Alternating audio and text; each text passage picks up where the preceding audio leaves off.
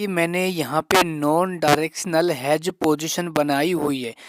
तो इसमें कितना प्रॉफिट चल रहा है मैं आपको यहाँ दिखाना चाहूँगा और आप इन पोजीशन को देखकर बहुत कुछ आपको सीखने को मिल सकता है। देखो मैं यहाँ पे कोई चार्ट नहीं देख रहा हूँ, मुझे यहाँ पे कोई चार्ट देखने की आवश्यकता नहीं है कि यहाँ पे कौन सी कैंडल बन रही है, मार्केट का ट्रेंड बुलिश है या बेरिश है। मुझे सिर्फ इसमें क्या क्या देखने की आवश्यकता है मैं आपको बहुत ही सिंपल तरीके से यहाँ समझाने का प्रयास करूँगा। देखो मैं हरदम कहता हूँ कि आप मार्केट में ऐसा एक सिस्टमेटिक ट्रेडिंग सीखिए साथियों, जिससे आप एवरीडे ठीक ठाक प्रॉफिट बना पाएं। क्योंकि देखो मैं क्लियर करना चाहूँगा, एक बिगिनर को क्या होता है वो एक का दो, दो का चार बनाना चाहता है, लेकिन इस मार्केट में ऐसा नहीं होता है ना। देखो सबसे पहले आप यहाँ देख सकते हैं कि जो मैंने यहाँ हेज पोजीशन बनाई हुई है, जिसमें क्या होता है साथियों कि आपको सिर्फ यहाँ पे डेल्टा पे फोकस किया जाता है, अपन यहाँ थीटा को देख के पोजीशन बनाते हैं। देखो उससे पहले मैं आपको यहाँ समझाने का प्रयास करूँगा। सबसे पहले जो आप यहाँ देखेंगे कि जो 21,100 का जो पी वाली जो पोजीशन हमने इसको सेल किया था 72 रुपये में, और ये अभी लगभग 40 के आसपास चल रहा है, तो इसमें टाइम डीके भी लगा है ना, ठीक है।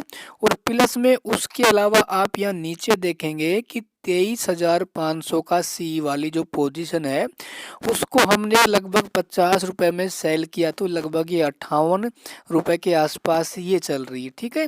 तो एक बार मैं आपको इसका आपको जब आप हेजिंग करोगे ना तो मार्केट में आप बैठना सीख जाएंगे कि मार्केट है वो किस प्रकार से वर्क करता है, प्रीमियम है वो किस प्रकार से यहाँ पे उनका बिहेवियर होता है, ठीक है। क्योंकि आप सभी को पता है कि जो ये निफ्टी 50 है इसकी जो एक्सपायरी डे है वो वीकली है, तो यहाँ पे जो प्रीमियम ओटीएम पे रहेंगे ना तो वो क्या है 7 दिन बाद क्या हो जाते हैं, वो जीरो हो जाते हैं।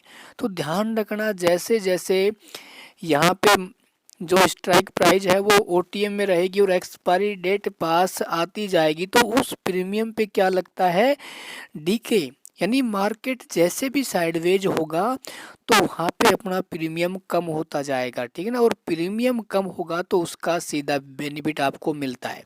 देखो भाई यहाँ पे जो अपन ने हैज बाय किए हुए हैं इसमें तो अपन को क्या है लगभग लॉस चलेगा, इससे अपन को कोई मतलब नहीं होता है, ठीक है ना। जैसे आप यहाँ देखोगे कि जो मैंने सब 22,700 की पी है उसको 17 रुपए में बाय किया था, तो ये क्या है लगभग 9 के आसपास इसमें भी लॉस चल रहा है और इस बाय वाली में भी लॉस चल रहा है। लेकिन अपन को प्रॉफिट किस में होता है, सेल वाली पोजीशन में प्रॉफिट होता है, ठीक है।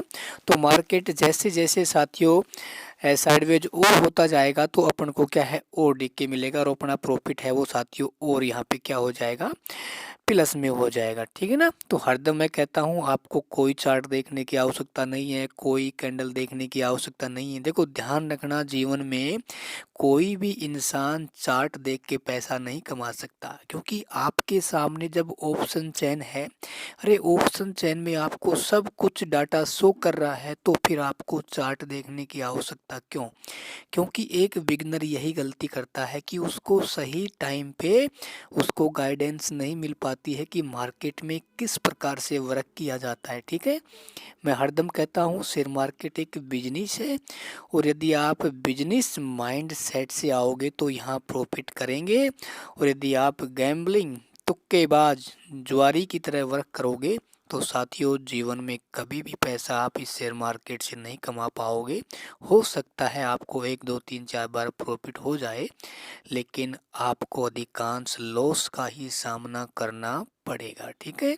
तो मार्केट में कोई ऐसी सिस्टमेटिक तरीके से आप ट्रेडिंग सीखिए, है ना। जैसे मैं यहाँ पे कर रहा हूँ इसको आप डेल्टा नेचुरल भी कह सकते हैं, नॉन डायरेक्शनल हैज पोजीशन भी कह सकते हैं, इसको आप बिना चार्ट वाली हैज पोजीशन भी कह सकते हैं, ठीक है। देखो अपन एडजस्टमेंट कैसे करेंगे, जैसे मान लो कि मार्केट में कोई अच्छा मूवमेंट आ जाए तो जो अपनी 23,500 वाली जो सी पोजीशन है यदि इसका प्रीमियम मान लो यहाँ 65 के आसपास चला जाएगा तो मैं इस पोजीशन को क्या करेंगे एग्जिट करके, और यहाँ पे जो इस 23,100 वाली पी है जो 42 ये लगभग उस समय लगभग 35 के आसपास हो जाएगी, तो अपन सी साइड में 35 वाला एक और क्या है सेल कर देंगे, ठीक है ना। तो ये क्या है उसका डेल्टा लगभग सेम हो जाएगा।